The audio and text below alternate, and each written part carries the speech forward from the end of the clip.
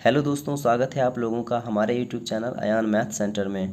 दोस्तों, आज के इस वीडियो में हम लोग वर्ग का क्षेत्रफल और परिमाप निकालना सीखेंगे। दोस्तों, वर्ग का क्षेत्रफल और परिमाप निकालना बहुत ही आसान है। आपने अभी तक एक बार भी वर्ग का क्षेत्रफल अगर नहीं पढ़ा है तो यह वीडियो आप ज़रूर देखिए, क्योंकि इस वीडियो में मैं आप लोगों को वर्ग का क्षेत्रफल और परिमाप निकालना ऐसे सिखाऊंगा कि आप एक बार में सीख जाइएगा। और यकीन मानिए, इस बार सीख जाने के बाद आप कभी भी भूल नहीं पाएंगे, इस बात की मैं गारंटी देता हूँ। तो दोस्तों, बिना देर के हुए हम वीडियो को शुरू कर लेते हैं और वर्ग का क्षेत्रफल और परिमाप निकालना सीखते हैं। लेकिन दोस्तों, इसको बनाने से पहले हमें ये समझना होगा कि वर्ग होता क्या है, तभी तो हम उसका क्षेत्रफल और परिमाप निकाल पाएंगे, है ना। तो वर्ग होता क्या है वो पहले हम जान लेते हैं। तो मैंने आपके लिए पहले ही यहाँ पे सब कुछ बना करके लिख लिया है, जिससे कि आपको समझने में आसानी हो। देखिए, वर्ग होता क्या है। एक ऐसा चतुर्भुज जिसकी चारों भुजा बराबर हो और प्रत्येक कोण 90 डिग्री का हो। ठीक है। अब देखिए, एक चतुर्भुज, चतुर्भुज का मतलब होता है कि चार कोनों से घिरा, यानी चार भुजाओं से घिरा हुआ क्षेत्र चतुर्भुज कहलाता है।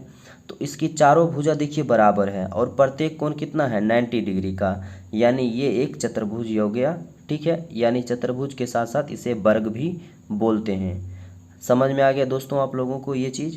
अब देखिए, इसका मैं आपको पहले बता देता हूँ। वर्ग का परिमाप का जो सूत्र होता है वो होता है 4 गुने भुजा।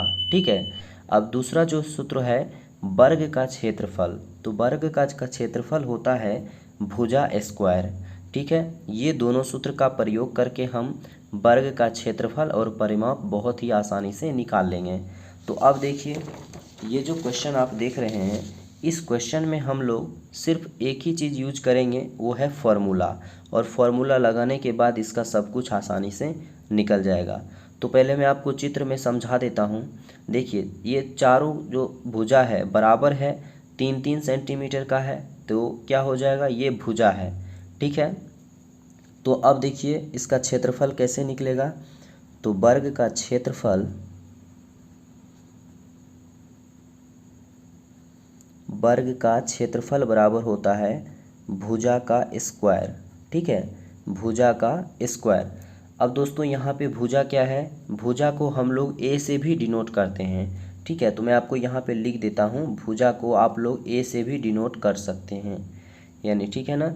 तो अगर कहीं दिखा रहे कि वर्ग का क्षेत्रफल होता है ए स्क्वायर, तो आप समझ जाना कि भुजा स्क्वायर होता है। तो यहाँ पे भुजा क्या है, 3 सेंटीमीटर है, तो 3 सेंटीमीटर का यानी 3 का स्क्वायर कितना हो गया, बराबर 9 सेंटीमीटर स्क्वायर।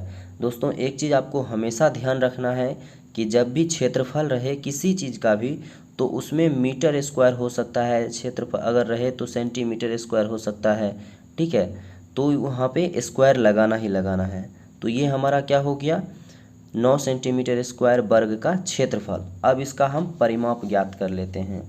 अब देखिए, वर्ग का परिमाप, वर्ग का परिमाप,